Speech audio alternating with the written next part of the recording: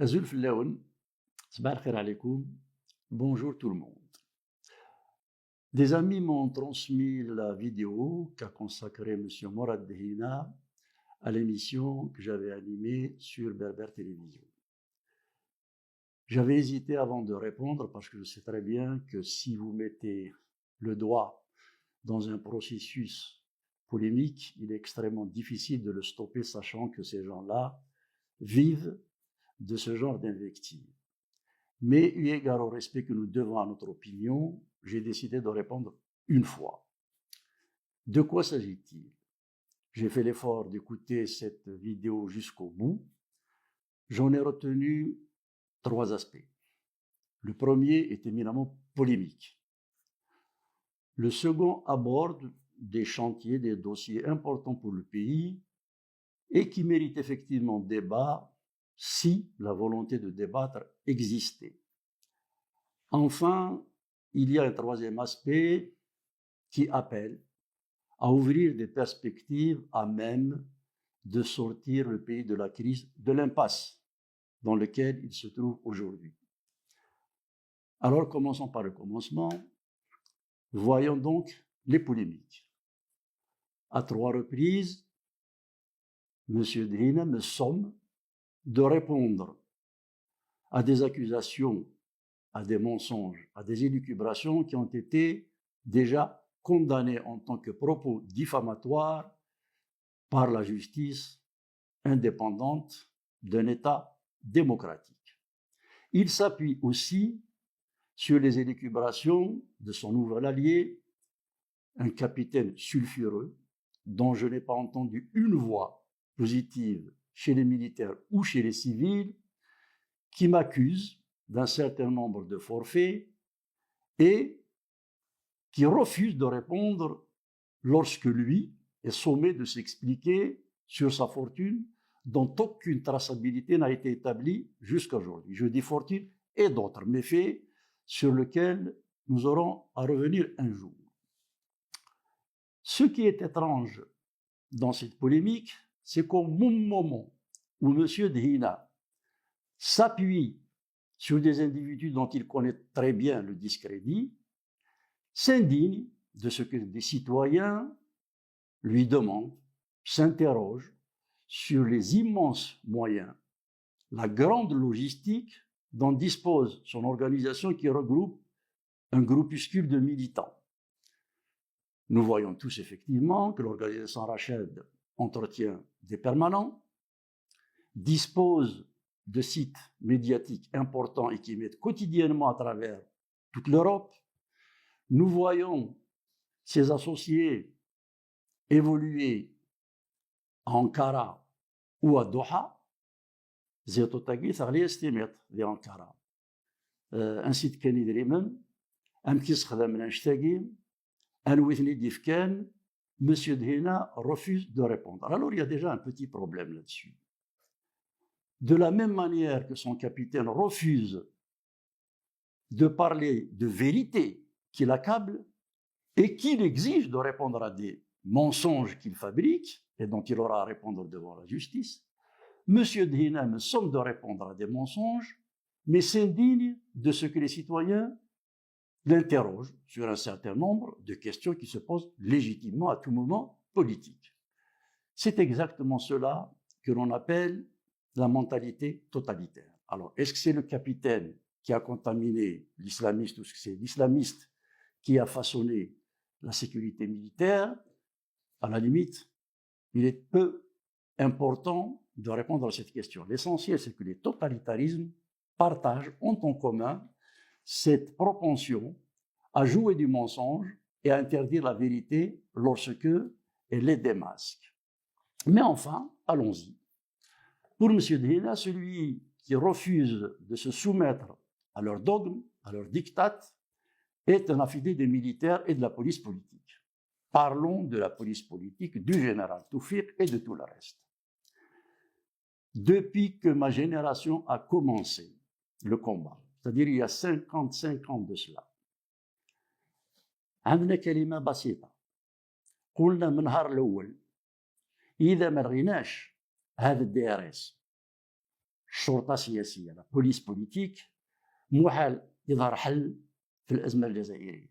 Nous l'avons toujours dit. La dissolution de la police politique est la condition de la résurrection du destin algérien, qu'il s'appelle MALG, qu'il s'appelle police politique, qu'il s'appelle service de sécurité ou qu'il s'appelle DRS, ce sont nos ennemis historiques. Alors, qu'a fait le général Toufik contre le RCD que je présidais? Je vais vous donner un certain nombre d'exemples. C'est le général Toufik en personne qui a mis en place un groupe spécifique destiné à contenir le RCD dans l'espace kabyle. À chaque fois qu'une possibilité d'étendre notre influence organique ou politique en dehors de notre région d'origine, ces escouades d'indicateurs, de militants se sont mises en route pour nous bloquer. Nous avons pu, malgré les fraudes, malgré les pressions sur les candidats et leurs familles, avoir 29 communes en dehors de la Kabylie en 2007. Monsieur Toufik les a une à une déstabilisées en l'espace de 6 mois. 6 communes à Chlef, 2 communes à Intemouchen, 2 communes à Sidi Bel Abbas, 2 communes à Saïda, 5 communes à Djelfa, 4 communes à Msila, 3 communes à Batna, 2 communes à Biskra, 2 communes à Guelma. J'ajoute la commune de Kolo, la commune de Brienne, la commune de Bel Abbas, toutes, absolument toutes, ont été liquidées par le général Toufik. Allons plus loin. C'est le général Toufik lui-même qui a ordonné que le RCD ne dépasse jamais les 19 députés. على بالنا باللي الكتله البرلمانيه اللي عندها 20 مقعد ممكن تدير مشروع امام المجلس الشعبي الوطني. Un groupe parlementaire à 20 sièges peut introduire اقتراح قانوني, un projet de loi. Le général Toufik, à toutes les élections, a limité, a ordonné la limitation du nombre de sièges du RCD à 19 députés. On peut dire que c'est ancien. Je vais rafraîchir la mémoire à M. Dhina sur ma position vis-à-vis du général Medine récemment. C'est édité, c'est public. Et ça date du 25 mars 2019. Des voix reconverties à l'opposition avouent que le pouvoir a été exercé par des forces extra-constitutionnelles. La belle affaire. La principale force extra-constitutionnelle est la police politique. Aucun oligarque, aucun apparatchik ne peut violer durablement la loi s'il n'est pas couvert ou encouragé par les services parallèles. Bras séculiers de l'armée. On assiste à plusieurs manœuvres où des anciens réseaux du DRS, fidèles du général Medine, se reconnectent aux structures actives du renseignement pour préparer une OPA sur le mouvement à travers le parachutage de Yemin Zerouane, dont un poster géant a été accroché ce vendredi sur un bâtiment de la place Rodin. Voilà ma position vis-à-vis du DRS, vis-à-vis de la police politique, vis-à-vis de Toufik, vis-à-vis de son prédécesseur, le général Betchine, vis-à-vis des autres. Maintenant, on revient à ce que disais tout à l'heure, lorsque l'on accuse quelqu'un, lorsque l'on veut débattre, il est normal que l'on affiche les mêmes disponibilités en ce qui concerne son parcours et ses positions. J'ai interpellé sur Berber Télévision M. Dhina quant à ses connexions permanentes, suivies, secrètes avec la police politique. Il ne va pas répondre. Comme toujours, le totalitaire accuse à tort. Évidemment, il s'exonère de tous les crimes, de tous les abus. Vous avez été en contact avec l'ancien patron de la sécurité militaire, Qasdim Rbah, lorsqu'il voulait se remettre en scène, revenir ou partager le pouvoir. Qasdim Rbah a été assassiné à cause des contacts qu'il a eus avec vous, parce qu'au même moment, un autre clan du système manipulait un clan islamique opposé au vôtre pour essayer de pérenniser le système politique en place. Ce sont des relations secrètes. Personnellement, à chaque fois que j'ai vu un responsable politique ou militaire, je dis bien à chaque fois, en temps réel et de manière complète, une relation, un rapport a été fait devant la direction du parti que je présidais. Je dis bien à chaque contact. Je ne crois pas savoir que vous ayez fait part de ces contacts occultes qui consistaient à jouer à la roulette russe le destin du peuple algérien avec une partie de la sécurité militaire. Voilà pour les services de renseignement, voilà pour le DRS dont vos mouches électroniques alimentent la toile pour essayer de faire oublier vos relations, vous, avec la police politique. Élargissons les relations. Pour vous, celui qui vous conteste, Amil Généralat, c'est un affidé des généraux. Je vais vous rafraîchir la mémoire. Voici une lettre ouverte que j'ai adressée au général Gaïd Salah, chef d'état-major en poste, et j'étais en Algérie, le 10 avril 2019. Vous fûtes un partisan du 5e mandat. Vous avez accusé les manifestants d'être manipulés en vue de déstabiliser leur pays pour enfin admettre formellement que le peuple avait raison, quitte à donner une interprétation opposée à leurs revendications. Général Ahmed Gaïd Salah, l'Algérie a servi, étouffée, humiliée et pillée revient de loin. Elle a su retrouver vigueur, honneur et dignité à travers un mouvement miraculé, inspiré et animé essentiellement par une jeunesse à laquelle pourtant on n'avait laissé aucune chance. Tout appel à votre retrait. Alors quand on vous interroge sur vos connexions avec les services spéciaux ou l'armée, vous avez une réponse de totalitaire. Vous dites, حنا مؤسسة حركة سياسية عندنا علاقات مع مؤسسات الدولة، هذا شيء طبيعي. Alors celui qui joue le destin de façon clandestine avec la police politique est dans une mission normale. Les militants qui se sont battus toute leur vie contre la police politique et le militarisme sont des suspects. Quel débat peut-il y avoir avec vous là-dessus? Comment peut-on engager un échange lorsque vous avez décidé de confisquer la volonté divine pour vous donner tous les pouvoirs, pour vous exonérer de tous les crimes et que vous accusez à tort des gens que vous estimez être des sous-citoyens? Il n'y a pas possibilité de discussion. Vous devez d'abord sortir de votre bulle, de votre délire, pour qu'ensuite nous puissions engager des relations horizontales. Et dans toutes ces polémiques, dans tous ces mensonges, dans tous ces abus, il y a quelque chose qui est gênant. C'est que vous manipulez la polémique, la propagande, le mensonge, tout en disant, avec un ton mielleux, qui ne vous empêche pas d'être fielleux, au débat serein. Vous m'invitez à élever le niveau. On ne peut pas élever le niveau quand on fixe le débat dans le caniveau. Voilà du ACD. Je vais vous répondre. Il ne m'est pas difficile de trouver des militants du FIS, et vous en connaissez quelques dizaines, qui vous accusent d'avoir été l'organisateur, le planificateur, le concepteur des assassinats d'intellectuels. Je ne l'ai pas fait parce que l'histoire jugera cela. Je ne l'ai pas fait parce que je connais situer les priorités dans une crise aussi importante que celle que vit notre pays. Nous allons donc devoir un jour traiter de tout cela, mais je ne vais pas vous accompagner dans le caniveau. J'ai toujours essayé de protéger ma famille. Je ne l'ai jamais exposée. Je n'ai jamais voulu qu'elle se prévale de mes fonctions ou responsabilités. Je respecte vos enfants et vous aurez remarqué que je ne parle pas d'eux. Voilà pour ce qui est de l'aspect polémique.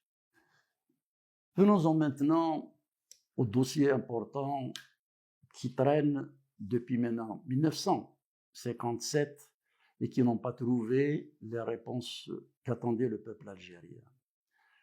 Ces chantiers méritent effectivement discussion, méritent échange, pour peu que la bonne volonté, la transparence et la loyauté président à la discussion. Dans cet aspect des choses, il y a évidemment la forme et il y a le fond. S'agissant de la forme, M. Dhina a un problème de crédibilité et de confiance. Quand on a été responsable du bureau exécutif du FIS, un parti qui a appelé à l'insurrection armée, un parti qui a déclaré démocratie kofr, اللي قال كل شخص كل مواطن اللي ما يركعش قدامنا لازم يتنحى من البلاد ولا من الحياة. On a quand même le droit de voir si la mutation vers le combat pacifique que revendique aujourd'hui M. Dhina est sérieuse, est sincère et crédible. Or, que peut-on constater dans les faits? Il y a toujours une déconnexion, une incohérence, un antagonisme entre le propos et l'activité de son mouvement. Quand on dit حنا ثاني مستعدين باش نعملوا في اطار ديمقراطي ما تستعملش العنف. Fondamentalement, quels sont ceux qui portent la parole de M. Dhina? Nous avons un bazari politique fascisant qui distille son venin, يوزع في السم تاعو يوميا من لندن. عنده واقيلا 6 أيام قال سعيد السعدي مجرم، معناتها قتلوه. C'est un appel au meurtre. Ce monsieur a salué comme un acte de bravoure patriotique l'agression dont j'ai été victime à Marseille et qui émanait d'un hurluberlu complotiste qui aura à répondre de ses actes devant la justice et qui était secondé par un cadre de Rachid qui se prévaut d'être un de ses grands conférenciers. Je n'ai pas entendu M. Dhina se démarquer et encore moins dénoncer, ni a fortiori condamner ce genre d'indignité.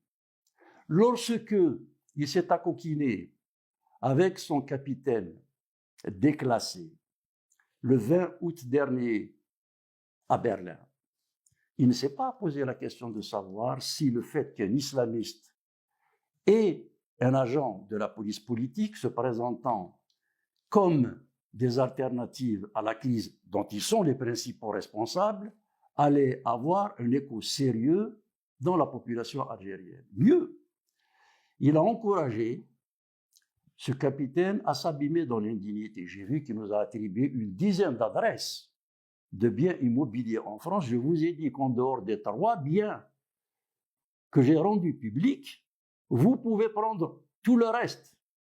Yassine, le capitaine. Évidemment, nous attendons toujours que vous nous donniez l'origine de la fortune de votre femme et de vos enfants. Naturellement, en tant que débris du KGB, vous ne répondrez pas. Fondamentalement donc, il y a une déconnexion entre l'aveu de la mutation de la violence assumée du fils vers la reconversion au combat pacifique. Ce n'est pas crédible. Venons-en maintenant au fond de la démocratie que vous revendiquez aujourd'hui. Vous dites, nous aussi nous sommes des démocrates, mais la usuliyin, la islamawiyin, la irhabiyin. Bienvenue au club. Il n'y a aucun problème. Mais là encore, lorsqu'on analyse votre discours, vous êtes dans la confusion, vous êtes dans les ambiguïtés.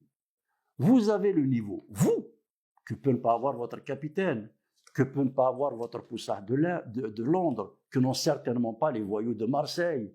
Vous avez le niveau pour savoir que les fondamentaux démocratiques ne sont pas de l'idéologie. Vous revenez là-dessus pour rendre encore illisible une scène politique déjà bien embrouillée. Ce n'est pas très sain, ce n'est pas très loyal, ce n'est pas très responsable.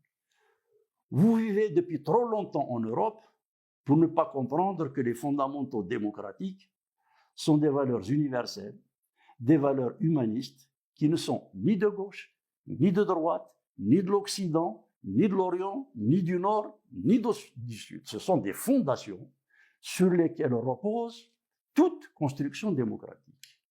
Vous savez très bien que la plus ancienne démocratie au monde, la Grande-Bretagne, il y a deux partis qui s'opposent idéologiquement en tout point de vue. Raoum, Kirgat Wolfar, entre les Tories et les travaillistes, c'est l'incompatibilité idéologique totale. Mais jamais, au grand jamais, un parti occupant le pouvoir ne change l'habeas corpus, c'est-à-dire les fondamentaux démocratiques. L'égalité des sexes, le respect de la vie humaine et plus généralement des droits humains, la liberté de culte, c'est-à-dire, et j'insiste là-dessus, le droit de croire ou de ne pas croire, le droit d'adhérer à une religion et d'en sortir si on en a envie, le respect de la minorité. Et quand je dis le respect de la minorité, ça ne veut pas dire tolérer dans un coin une minorité. الأقلية عندها الحق تهضر وعندها الحق باش تراقب الأغلبية. Donc ce n'est pas une petite affaire qui consiste à tolérer un petit groupe en attendant de le faire disparaître. Tout cela, ce n'est pas de l'idéologie. Ce sont les fondations qui font toutes les nations démocratiques. Vous ne voulez pas l'entendre. Et vous revenez là-dessus en faisant semblant de ne pas avoir compris la différence qu'il y a entre les fondamentaux démocratiques et l'idéologie. L'idéologie, ce sont des tentations, ce sont des options qui permettent d'orienter une politique gouvernementale à gauche, à droite, au centre, mais ce ne sont pas des problèmes qu'il faut confondre avec les fondamentaux démocratiques.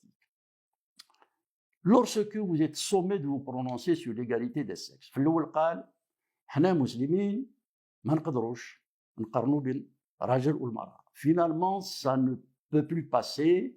Vous ne pouvez plus dire démocratie كفر. Et donc, vous faites une petite concession. Je vous ai entendu dire حنا ثاني مستعدين نعطيو حقوقها المرأة الجزائرية. Vous bottez en touche. Il ne s'agit pas de donner des pouvoirs singuliers, particulier, réduit à la femme.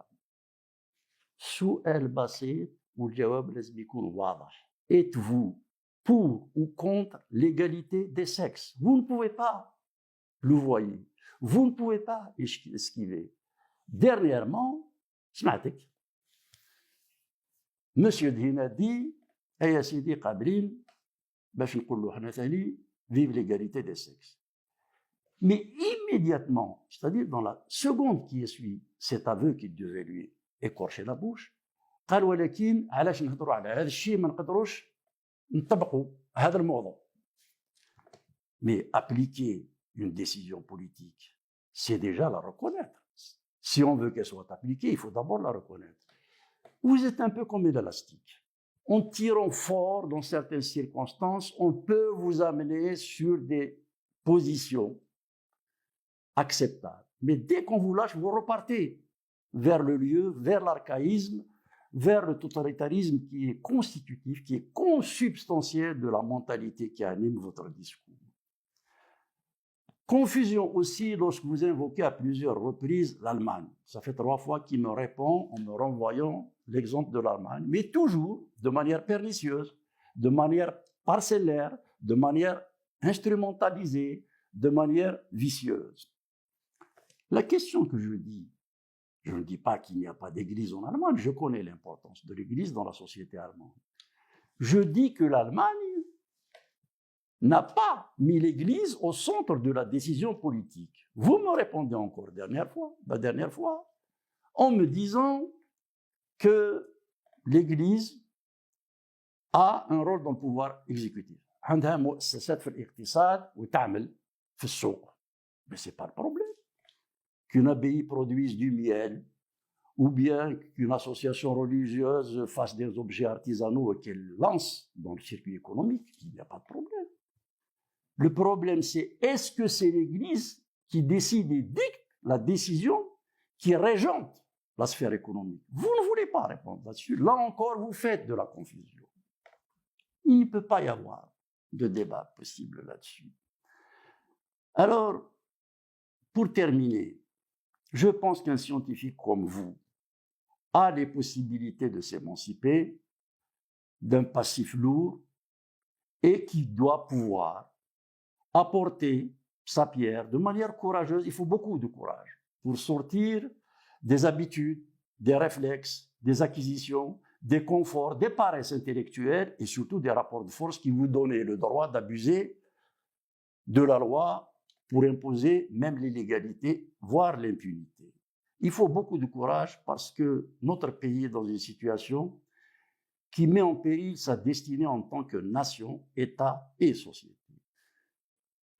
Dans le troisième aspect de son intervention, M. Dina aborde les éventuelles possibilités qui s'offriraient au peuple algérien pour mettre un terme au drame, à l'impasse dans lequel il se débat maintenant. Et il ouvre un certain nombre d'idées. Il faut absolument d'abord faire le bilan de ce qui s'est passé.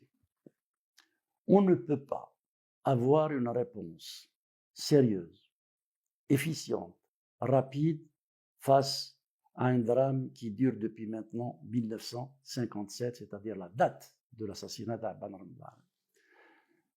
On ne peut pas avoir porté au nu celui qui a déferlé avec l'armée des frontières pour faire un coup d'État au lendemain de l'indépendance, laissant sur le carreau 1009 moudjahidines de l'intérieur, et lui décerner le titre de père de la révolution alors qu'il n'a jamais tiré une balle contre l'ennemi. Les seules balles que Boumediene a fait tirer, il les a fait tirer en 62 contre les moudjahidines de l'intérieur.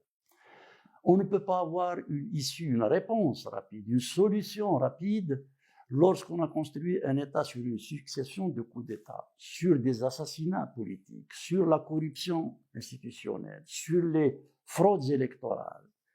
Eh bien, il faudra bien savoir que tout cela doit être mis à plat dans une phase de transition, sans invective, sans volonté de règlement de compte, mais sans concession, si on veut véritablement terrasser à zéro et construire quelque chose qui dure et qui prémunisse nos enfants des turpitudes, des malheurs que nous avons, nous, connus. Il est fondamental que M. Dina, qui peut avoir un rôle à jouer s'il a réussi à s'émanciper de ces vieux démons, comprenne qu'il ne peut plus se permettre de rater la bataille de la démocratie comme ils l'ont fait par le passé. Ils ont raté la bataille des droits de l'homme. Et les droits de l'homme, c'est quelque chose de sérieux. On ne peut pas les instrumentaliser pour se plaindre lorsqu'on est attaqué et les oublier lorsque c'est quelqu'un qui est loin de vous qui est accablé par une injustice. نهار وقعت الكارثة في المطار تاع الجزائر ومنهم مدير الديوان تاع باسي مدني الكتلة اللي دارت هذه الجريمة حكموا عليهم بالإعدام. أنا خرجت j'ai écrit et la seule lettre qui a été adressée à la présidence de la République refusant, condamnant cette condamnation à mort, c'est moi qui l'ai faite. Et pourtant, je sais très bien. على بالي لو كان صابوا فرصة كانوا يقتلوني أنا. Mais je ne fais pas ce genre de calcul quand on fait dans les droits de l'homme. Il va falloir aussi ne pas rater la question de la reconstruction de l'identité nationale que vous avez loupée. Vous nous avez accusés d'être des diviseurs de la nation. انتم اللي قلتوا هذا الناس اللي يدعوا بالأمازيغية هم أولاد الباباس. Vous ne pouvez pas aujourd'hui, et c'est vraiment un message sérieux que je vous lance, vous ne pouvez pas, vous ne devez pas rater la bataille de la laïcité. C'est un combat de ce siècle, c'est un combat planétaire, on peut l'accompagner, mais on ne peut pas l'arrêter. Vous pouvez faire perdre du temps, mais vous ne pouvez pas arrêter le combat de la laïcité. Voyez ce qui se passe de par le monde. Même l'Arabie Saoudite, et je n'ignore pas les arrière-pensées qu'il peut y avoir derrière de la part des Américains, sont en train de s'émanciper du wahhabisme. Regardez ce qui se passe au Liban, un pays multiconfessionnel qui est créé sur la base des religions depuis 1945. J'ai entendu son chef de l'État dire que la seule manière d'éviter l'implosion de ce pays, c'est d'aller vers un État laïque. Voyez ce qui s'est passé au Soudan, République islamique archaïque, grégaire, primaire, et qui aujourd'hui dispose d'une constitution laïque. Ne faites pas encore des Algériens les derniers dans l'école du progrès. Nous sommes les enfants d'Abban et de Ben Mhidi. Ce sont eux qui ont servi d'exemple au peuple du tiers-monde. De grâce, ne nous amenez pas à être les derniers de la classe du combat démocratique. Voilà donc les éléments sur lesquels je voulais insister. Je terminerai sur un autre aspect qui peut paraître polémique, mais qui est important, puisque vous n'avez pas pu vous empêcher de lancer encore une petite pique sur Saïd Saadi qui s'adresse au public francophone. Là encore, votre horloge politique est bloquée exactement comme l'est votre horloge culturelle. Vous vivez en Suisse. C'est une confédération où il y a 4 langues officielles. Je pense que c'est un beau pays puisque vous l'avez choisi. Les gens se tolèrent. Il y a des gens qui parlent allemand, il y a des gens qui parlent italien, il y a des gens qui parlent romanche, il y a des gens qui parlent français. Tous vivent en bonne entente. Je ne vous ai jamais entendu saluer en amazigh. Il faut croire que cette langue vous écorce la bouche. Eh bien moi, تمازيغ تطلع ديال البوش الجمع ثارات سليغاس ولارس إلا واندا يتولاه إلا واندا يدسكن كرا إلا واندا يسونفا. Le français fait partie de ma culture constitutive, de ma pensée. J'assume les 3 langues. Et je vais vous répondre dans les 3 langues. إلاق أنبني ثمورث وغادي حذروها. لازم كل واحد يكون حر في بلاده et la liberté est un droit à tous. Il serait temps que vous appreniez à compter jusqu'à 3, y compris sur le plan des langues. Vous voyez où nous a mené le double langage. Nous avons perdu maintenant une demi-heure, 3/4 d'heure, au lieu de parler du verrou militariste qui est en train de bloquer la destinée du peuple algérien. Et je vais profiter de l'occasion que vous me donnez pour m'adresser aux militaires algériens. Je ne suis pas comme vous qui sollicitent leur arbitrage pour organiser la transition. La transition doit se faire parce que seul le citoyen doit arbitrer son destin. Beaucoup qu'on vous dise, l'armée est l'épine dorsale de la nation. La seule épine dorsale de la nation qui peut garantir un destin stable, viable, c'est la citoyenneté. L'armée doit rentrer aux casernes. Je le dis aux militaires algériens parce qu'il est de leur intérêt de le saisir. Je le dis aux militaires algériens parce que je ne peux pas me résoudre à l'idée qu'ils ne peuvent pas faire ce qu'ont fait les militaires soudanais. Il est absolument fondamental qu'ils comprennent que le militarisme a vécu, que les jeux des chaises musicales qu'ils organisent tout en restant derrière les rideaux est à l'origine du malheur algérien. Alors, vous, militaires, soyez à la hauteur des exigences de votre temps, soyez dignes de la mission de défense des frontières qui est la vôtre, et soyez à la hauteur des attentes du peuple algérien. Fin de merci.